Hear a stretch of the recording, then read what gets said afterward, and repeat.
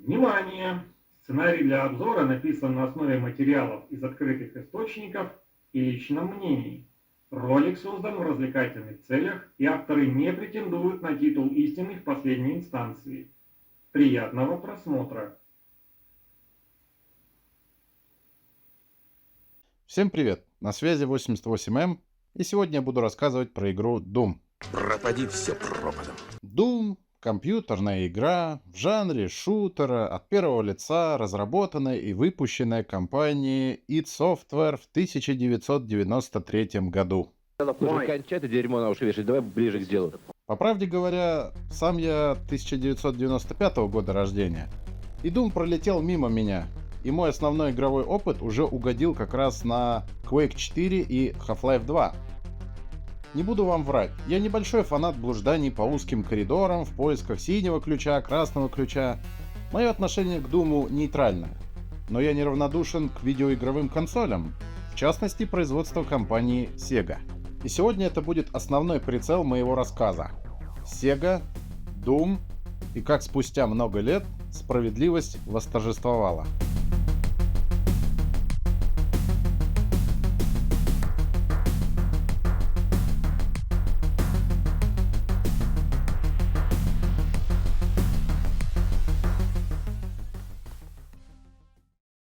В день сегодняшний среднестатистический игровой опыт человека, играющего в Doom, выглядит как-то так.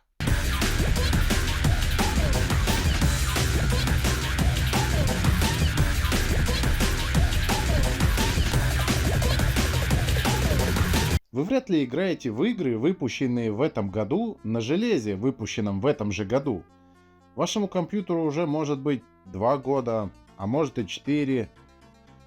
С этой позиции давайте посмотрим, как выглядел среднестатистический игровой опыт человека, играющего в Doom на момент выхода игры в 1993 году. 486 процессор с частотой 66 МГц. И как можете видеть, это точно не 60 кадров в секунду, к которым мы привыкли в день сегодняшний. В те времена не было еще популярно замерять количество кадров в секунду. Но уже было популярно щеголять количеством бит той или иной системы. Я бы назвал этот период битовым побоищем. До этого никто даже и не говорил про биты. И, блин, что такое биты? Никто не знал. Биты? Ну, это... биты? Как это можно было объяснить предкам? Подарите мне Супер Нинтендо на Рождество! У тебя уже есть одно Нинтендо. Да, но на этой 16 бит. И в чем разница? Я не знаю. Люди между собой говорили: у меня дома Doom работает медленно, а у моего друга Doom работает быстро. Ну, вот пример медленного Doom на консоли 3DO. Для 1996 года, спустя 3 года после выхода оригинальной игры, это уж выглядит до неприличия медленно. Но, как говорится, как лошадь запряжешь, так она и поедет. Ну, а что если у вас компьютер уж прям совсем не первой свежести, а играть приходится на том, что есть? К примеру, возьмем 386 процессор с частотой 40 МГц.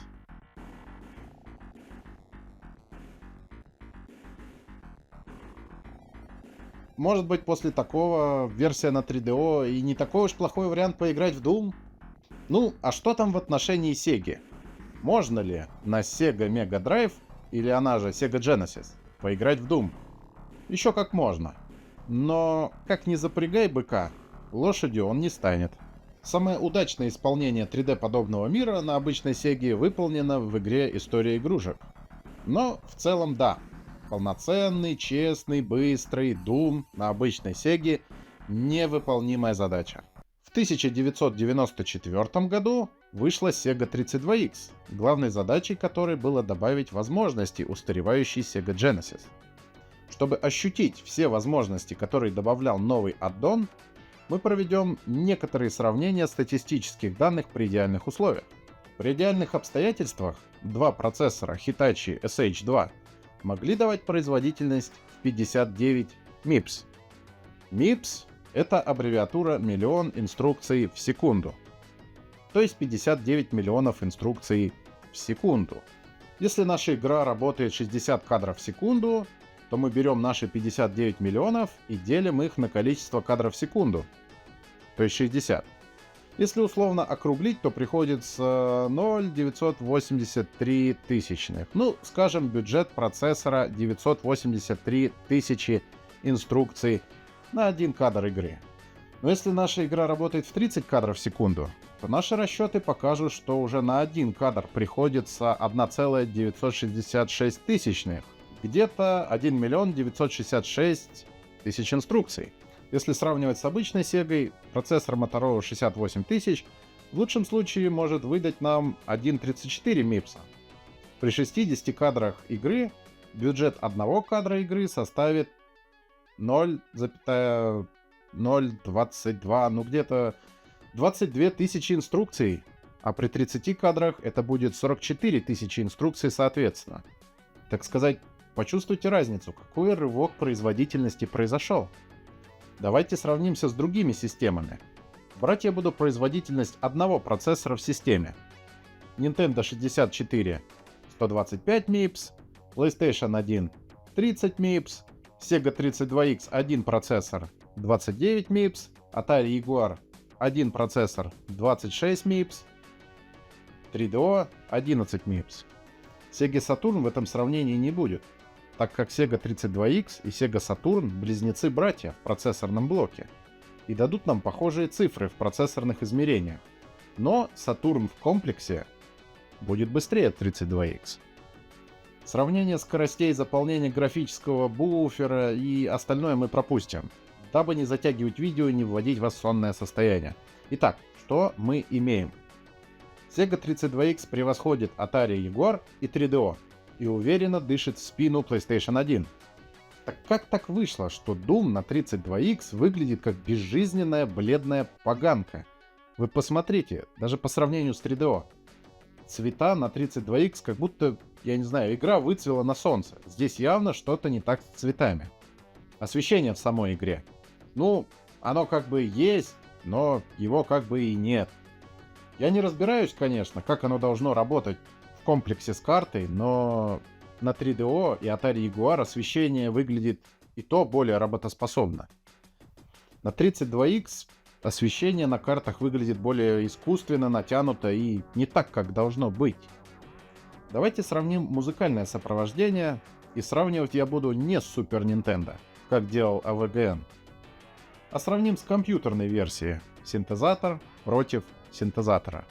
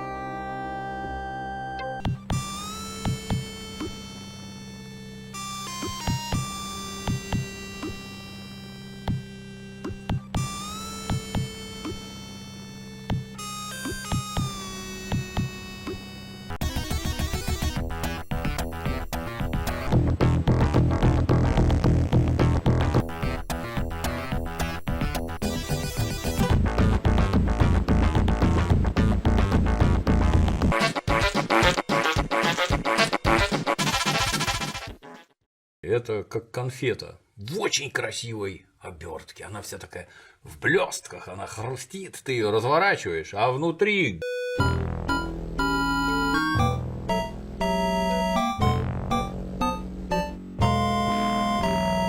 говно, самое натуральное говно. К производительности Doom на 32X у меня вопросов нет. Игра держит свой стабильный средний FPS. Намного лучше, чем 3DO, которая частенько запинается.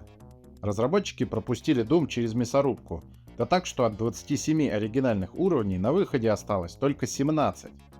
Да и по оставшимся 17 уровням разработчики прошлись бензопилой, подровняв геометрию уровней, чтобы улучшить положение отдел в свою пользу. Если сравнить их вот так, то становится понятно, что на уровнях не хватает некоторых деталей.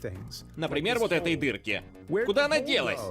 И вам не кажется странным, что Sega 32X, которая по заявлениям маркетологов в 6 раз превосходит 3DO, а мы все еще играем в Doom в окошке прям как на 3DO. Куда делось наше превосходство в 6 раз? И почему окошко Doom не в 6 раз больше? Игроки в 90-е годы могли только чесать затылок и разводить руками. Ответа на этот вопрос не было. И я вам вряд ли дам точный ответ. Но мы можем теоретически кое-что прикинуть. Воспользуясь дебаггером, он же отладчик, давайте заглянем во внутренний мир Sega 32X. Вот наши два процессора Hitachi SH2. Запускаем Doom.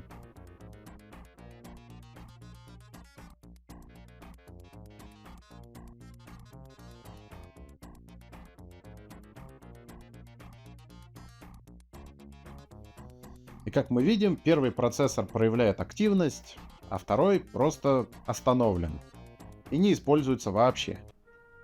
Я еще многое мог, но доказать мне не дали. Не правда ли досадно, когда инновация электронщиков превращается в проклятие программистов? И это проклятие всех инновационных систем, не только от Sega. Так было и с Sega 32X, и с Sega Saturn, так было и с PlayStation 3.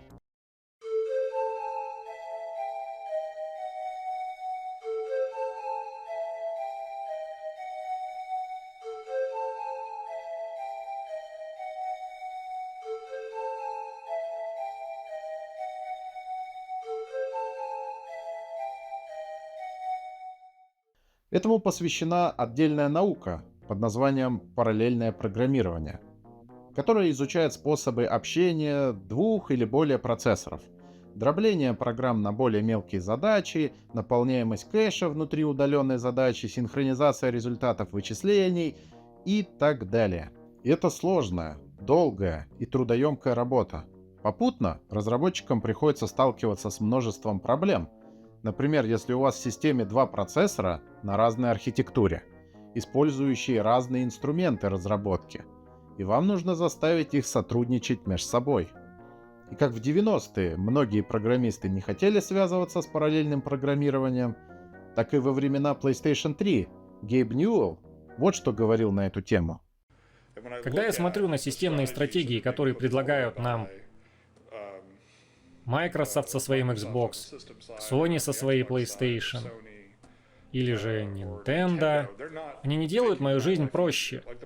PlayStation 3 делает мою жизнь как разработчика программ намного сложнее. Внезапно я должен разобраться, как сделать эту несимметричную, мультипоточную игру. Я никогда не писал ни одной строчки мультипоточного кода. Я же не буду врать и говорить, не нужно переделать каждую строчку моего кода, чтобы заставить все это работать. Один из моих младших разработчиков, который пишет игровой код, а не системный, он может замедлить программу раз в 80. Потому что он делает изменения в искусственном интеллекте или в игровых библиотеках, что раньше не вызывало проблем. И тут внезапно вся система начинает замедляться. А потом опытный программист смотрит на все это и говорит: «О, вы не можете это увидеть, но у вас закончилось регистровое пространство». А потом другая проблема случается. И нет отладчика, который может вам это показать. Писать код для SP и писать код для PlayStation 3 невероятно мало программистов, которые могут безопасно писать код для PlayStation 3. Вы делаете малейшие изменения в коде, работающем на одном из ядер, и вся система в конце концов зависает. И вы не можете увидеть, почему это происходит. Система внезапно, магически, начинает работать очень-очень медленно. Еще невероятно сложно построить программу вначале так, чтобы можно было распределить весь функционал на все эти разные процессоры. Изменилось ли что-нибудь в наше время? Трудно сказать. Зачастую разработчики полагаются на автоматические инструменты параллельных вычислений, встроенные в игровые движки. Например, Unreal или Unity. А низкую производительность готовой игры разработчики компенсируют, подталкивая пользователя прикупить себе видеокарту и процессор поновее. Тарков игра не для всех. Оказывается, она не для всех не потому, что она какая-то индивидуальная, сложная или что-то, а потому что люди с 16 гигами оперативки просто идут нахуй с улиц. Серьезные разработчики делают собственные движки и строят собственные методы параллельных вычислений. Иногда у них получается хороший результат, ну, а иногда не очень. Возвращаясь к теме Дума. Я не смогу продолжить дальнейший рассказ, не упомянув два стиля разработки программного обеспечения – закрытого и открытого типа. Начнем с закрытого метода разработки. Представим себе компанию 123, которая делает игры. В компании 123 есть ограниченное количество сотрудников, например, 15 человек, которые наемные программисты, художники и музыканты, работающие за деньги. Не все наемные программисты имеют энтузиазм заниматься тем, что они делают. Например, если их перевели с другого проекта или игра им незнакома или неинтересна. Они все следуют техническому заданию руководства, у них есть ограниченный срок, к какому дню проект должен быть готов. Группа программистов компании 123 имеет ограниченные знания и документацию, которую им выдаст руководство компании 123, или не выдаст ее вовсе. Может случиться так, что в компании 123 не будет музыканта, который ушел работать в другую компанию, где заплатят получше. И тогда одному из программистов компании 123 придется в торопях разбираться на коленке в написании музыки для новой неизвестной платформы.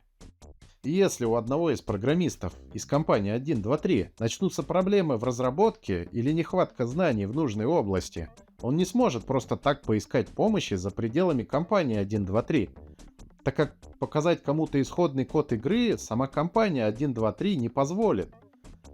Это же разглашение конфиденциальной информации о разработке проекта. Финальный результат проекта, то бишь готовая игра, будет тестироваться скорее всего внутри компании, может быть на малой группе добровольцев, которых заставят подписать контракт о неразглашении. Теперь взглянем на такую сложную задачу, как разработка программ с точки зрения открытой разработки.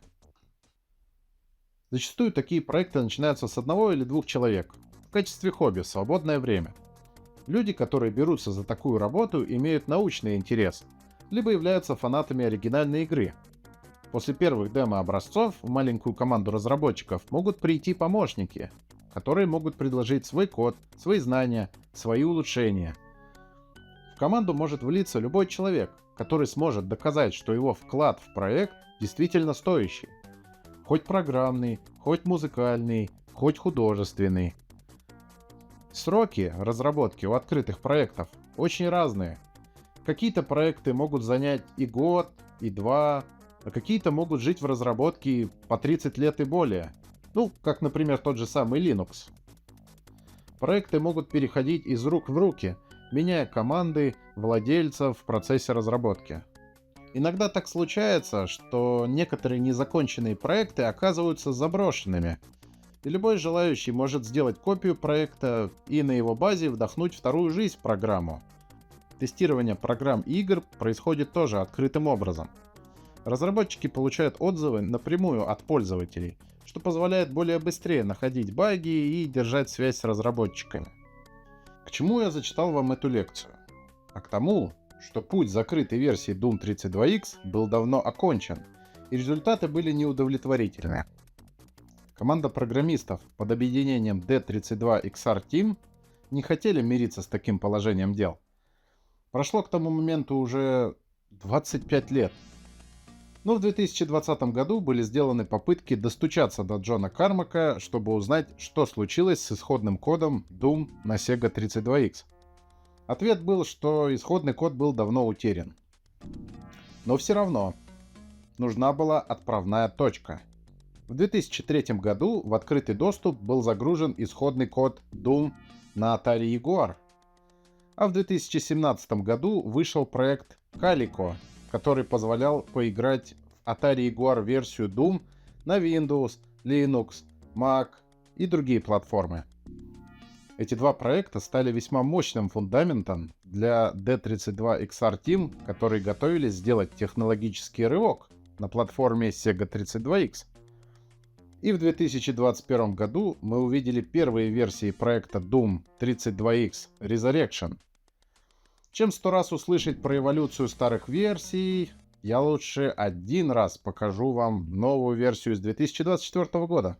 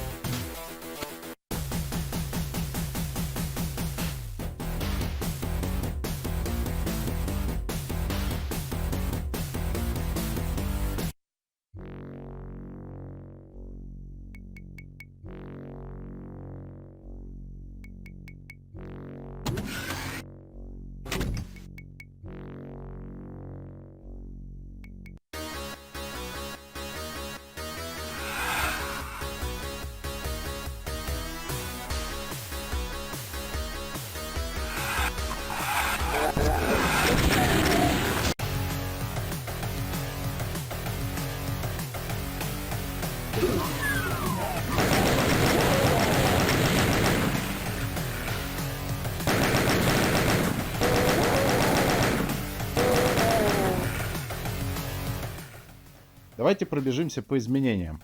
Ну, заставка игры. Она стала напоминать стилистику Sega Saturn, ну, или PlayStation версии. Появился кооперативный режим, или Deathmatch. Хотите, играйте на одной приставке вдвоем в разделенном экране, а хотите, соединяйте две Сеги через Zero Tolerance подобный кабель и вперед. Игру смогли заставить нормально работать на двух процессорах Hitachi SH2. Теперь все по-честному, два процессора у нас задействованы, что дает более уверенную производительность. Появились новые режимы разрешений. Низкодетализированный, где пиксели будут дублироваться, либо высокодетализированный. Еще дополнительно 3 вида детализации. Первый режим с выключенным текстурированием пола и потолка. Второй режим с текстурами. И третий режим с тенями и освещением. В плане цветности игра задействует все, что может предложить нам Sega 32X. Ну, как видите, выглядит это намного лучше, чем оригинал. После прохождения уровня автоматически будет сделано сохранение, либо можно сохраниться самому по желанию. Поскольку я не являюсь владельцем Sega 32X или же Sega CD, точно сказать, куда сохраняется игра, я не смогу. Но, если вы на Sega видели картридж с батарейкой, то, скорее всего, это картридж, который умеет хранить сохранение. Сохранения, наверное, могут хранить и некоторые современные флеш-картриджи, но из-за отсутствия нужного оборудования протестировать лично не можем, увы и ах. Но на эмуляторах все сохранения загружаются и сохраняются весьма хорошо, и это большой плюс данной версии Doom. Управление... Ну, как ни крути, с джойстиком Sega придется иметь дело. Игра поддерживает трехкнопочный и шестикнопочный контроллер, а также Sega Mouse, она же Sega мышь. Можно переназначить кнопки, задействовать режим постоянного бега, а также выставить стрейф, то есть движение в бок, на отдельные кнопки. Либо двигаться в бок по старинке, зажимая кнопку. Есть также разные комбинации кнопок, например, для карты. При помощи давно забытой кнопки Mode можно проделывать всякие быстрые переключения на нужное оружие, ну, если вы сможете все это запомнить. За уровни самой игры можно не волноваться. Все на месте, как должно быть. И даже 2 босса в рабочем состоянии. Враги теперь могут крутиться в разных направлениях и драться между собой. Для меня, если честно, удивительно, сколько всего они впихнули. А я напоминаю, что мы имеем дело с картриджем объемом 4 мегабайта. Игра получила новое достойное звуковое сопровождение. Внутриигровые звуки получили стереопозиционирование, то есть ушами можно понять, где зарычал монстр, справа или слева.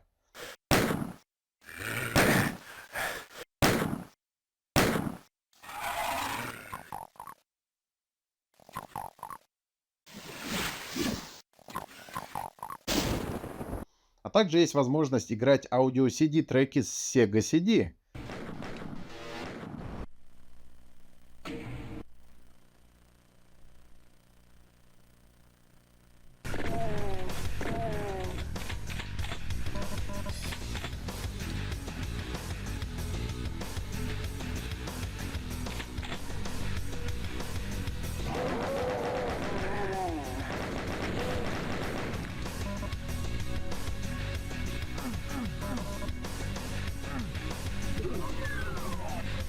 Но, честно говоря, слушать аудио-CD мы можем и на компьютерной версии Doom. Самое интересное, по моему мнению, кроется в грамотном задействовании синтезатора UAM2612. Давайте послушаем сравнение.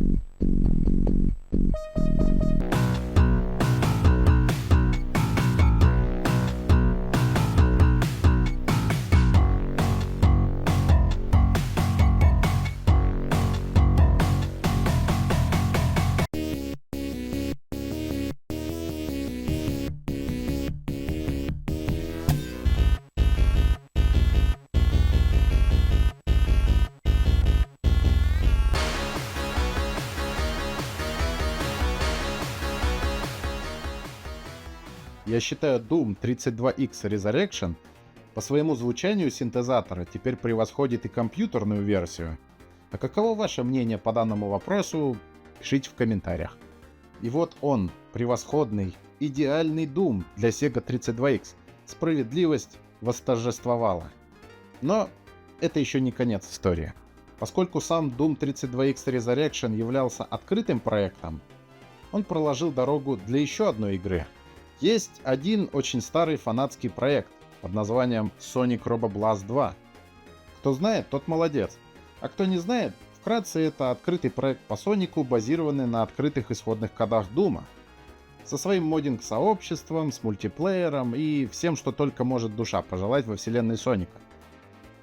И как вы понимаете, Doom 32X Resurrection сделал серьезный прогресс в освоении Sega 32X и давал хороший, стабильный, производительный движок. Я думаю, вы понимаете, на что я намекаю. В конце 2024 года вышла демо-версия Sonic Roboblast 2 для Sega 32X. Да, производительность не на высоте. Sega 32X не обладает большим разрешением экрана, отчего в отдалении мы видим бешеную пикселизацию. Да, пока что всего 3 уровня, но вы посмотрите, какие огромные пространства, да еще и с подводными частями уровня приходится отрисовывать. Если честно, за Sonic Roboblast 2 я радовался больше, чем за Doom, но без одного не было бы другого, так что эти два проекта оба молодцы. Представьте, если бы такое чудо по Сонику мы бы увидели в 1994 году. Да можно было бы навязать конкуренцию даже Nintendo 64. No.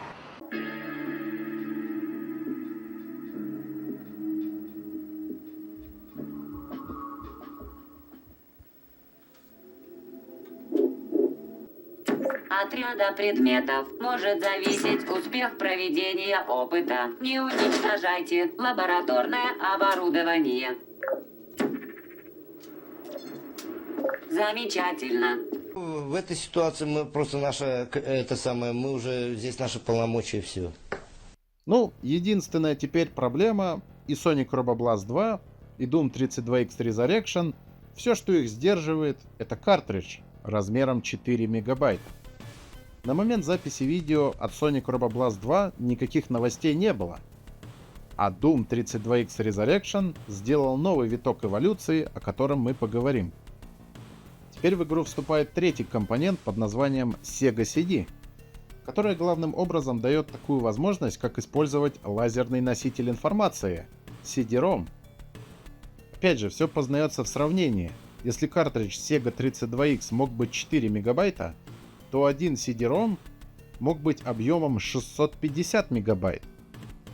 Это как если бы мы на один диск записали 162 картриджа. Весьма внушительный объем. Было бы обидно им не воспользоваться. И команда D32XR Team смогла задействовать полный оркестр оборудования от Sega. В 2024 году вышла первая версия Doom CD32X Fusion. Как вы понимаете, эта версия требует наличия Sega CD и Sega 32X, а также диска и картриджа. Все особенности Doom 32X Resurrection здесь присутствуют, поэтому я отмечу особенности только Doom CD32X Fusion. Поскольку у нас теперь много места на диске, мы можем крутить видеоролики, например, вступительную заставку id Software. Появился файловый браузер, который позволяет прослушивать музыкальные композиции с диска и запускать отдельные WAV-файлы. При старте нас встречают 4 пункта меню. Первый пункт Doom. По сути, это Ultimate Doom, улучшенная поздняя версия Doom с 36 уровнями, полный набор фарша первого Дума. Второй пункт Doom 2. 32 уровня в полном комплекте. Третий пункт Resurrection. 27 уровней старой версии Doom, которые мы уже обсудили. Четвертый пункт TNT Mini. Это дополнение TNT Evolution. На данный момент только 8 карт из 32 оригинальных. Весь этот набор сдобрен добротным синтезаторным саундтреком, который, как я считаю, является отличительной особенностью и визитной карточкой Sega-версии. Предлагаю послушать несколько сравнений.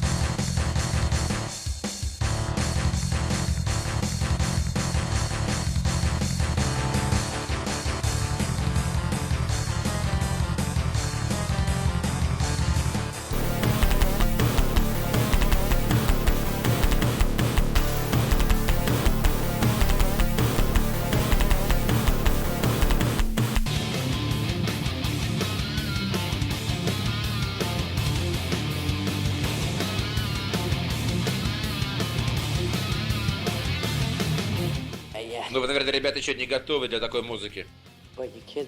Но вашим детям она очень понравится.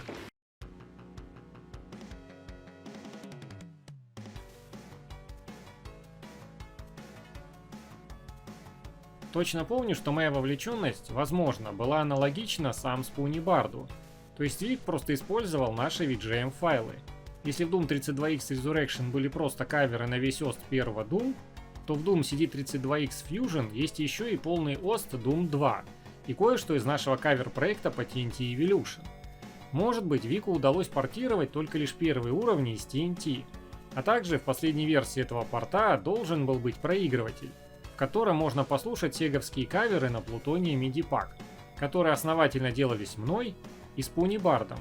Но есть еще и некоторые работы от The Sabinian, Mr. Saturn и Micro. Ну и также помню, что с Виком некоторые каверы Sabinian облегчали, так как они использовали двойной канал сэмплов, что в итоге выливалось в создание одного огромного сэмпла. Из-за этого VGM весили около мегабайта, а должны были около 100 килобайт или меньше. От себя могу сказать только одно – это опыт. Я точно не знаю, какой опыт у Спуни, но сам я вошел в чиптюн примерно во второй половине лета 2017 года. В 2018 году я впервые попробовал Devil Mask и конкретно засел именно над Сегой. Опять же, я не ответственен за переписанные треки из Doom и Doom 2. Над ними работал исключительно Спуни. Но могу сказать про музыку из TNT Evolution и Plutonia MIDI Pack.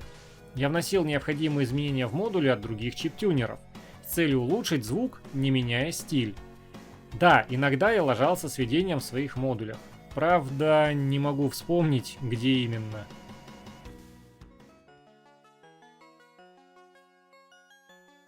Наша музыка полностью совместима с обычной Сегой, то есть с UM2612 и CN76489. Ничего более. Я, в частности, следовал этой идее, чтобы была возможность зарезервировать звуковые эффекты под дополнительные каналы от 32X и Sega CD, то есть под взаимодействие с дверьми, лифтами, прессами, кнопками, выстрелы из пушек и звуки монстров. Поскольку Sega CD способна воспроизводить настоящую студийную музыку, записанную на болванку, то смысл наличия FM-чипа полностью пропадает. Можно либо написать трек в Farnese, который будет играть на Sega без дополнений, либо, если игра поддерживает Sega CD, можно просто наделать треки в FL Studio. Но для меня лично весь кайф именно в сыром FM-синтезе, пусть его довольно сложно освоить. Но в умелых руках он становится довольно грозным оружием. А из интересных особенностей, сугубо мое личное мнение, только дополнительные каналы сэмплов, но сэмплирование не для меня. У меня есть планы по объявлению следующих кавер-проектов на фанатскую музыку Doom, то есть Ultimate MIDI Pack, Meet the Way It Did, TNT Evolution MIDI Pack, Alien Vendetta MIDI Pack, саундтрек к Ancient Aliens, и сейчас даже взялся за саундтрек к Heartland. И хотелось бы набрать больше людей, у которых было бы желание переписать музыку сообщества под Сегу. Хоть и предположительно будет сложно. Просто будет интереснее, если в получившихся альбомах будет несколько стилей. Причем первые два будут делаться фактически как альтернативные треки для Doom CD32X Fusion. Ну или под пользовательские уровни, если решаться делать именно эту платформу. И да, Тоха каверы я еще не забросил. Это у меня запой по Думу, результатом которого стала дополнительная музыка в шкатулке внутри порта и последующие работы. У этой версии есть еще много технических мелочей, о которых люди точно напишут в комментариях. Например, другой способ отображения невидимых демонов. Но в целом я не слишком много наиграл в Doom, чтобы вот так с энтузиазмом о них рассказывать. Но сути дела это не меняет. Могу ли я сказать, что игра не тормозит? Нет, не могу. Есть уровни, на которых любая версия консольного и компьютерного Doom запинается. Да-да, я говорю про E2-M2 Perfect Hatred.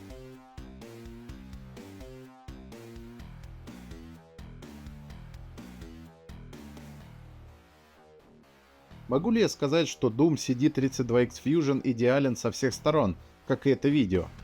Тоже нет. Я хоть попытался, да. Черт возьми, хотя бы попробовал. Doom CD32X Fusion развивается и по сей день. На момент написания видео последняя версия вышла 45 дней назад. И на сегодняшний день она является самой богатой на количество карт версии среди консолей своего поколения. Но насколько богатыми должны быть игроки, которые захотят поиграть в кооперативе на 2 телевизорах? Давайте узнаем.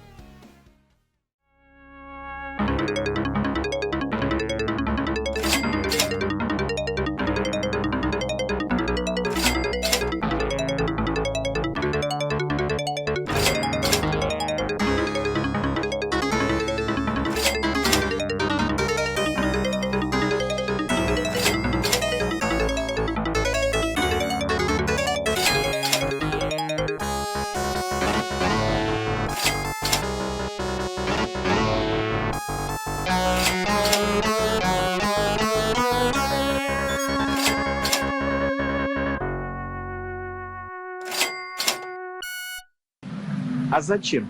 Ну как это? Зачем? Ну, это же...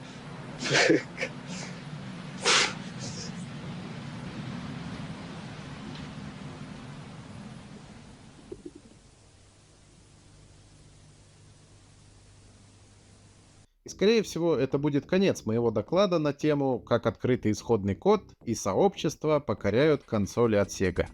Интересно, чем еще люди занимаются? Вау, GTA 3 на Sega Dreamcast? Что? Уже есть GTA Vice City на Sega Dreamcast? Впрочем, это уже совсем другая история. И вы спросите, и где же мне скачать все это великолепие? Sonic Robo Blast 2 на Sega 32X можно найти в интернете в готовом виде. Doom 32X Resurrection собирается из исходных кодов по инструкции. Но это очень долго, сложно и потребует от вас некоторых знаний. Doom CD32X Fusion тоже нужно собирать по деталям, но я подготовил для вас версию в комплекте с эмулятором RetroArch, ссылка и видеоинструкция которого будет далее. Если ссылка работает, значит качаем. Все, распаковываем его. После того, как распаковалось, надо перенести это куда-нибудь, где нету русских символов. Желательно перенести в корень для надежности. Потому что любой русский символ может сбить с толку все тут. Ну все, пускаем RetroArch. Ядро тут уже стоит, какое надо. Загрузить контент.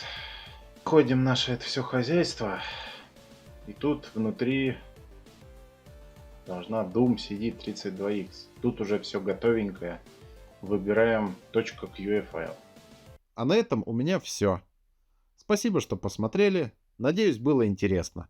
Подписывайтесь, оценивайте, комментируйте. С вами был 88М. До связи.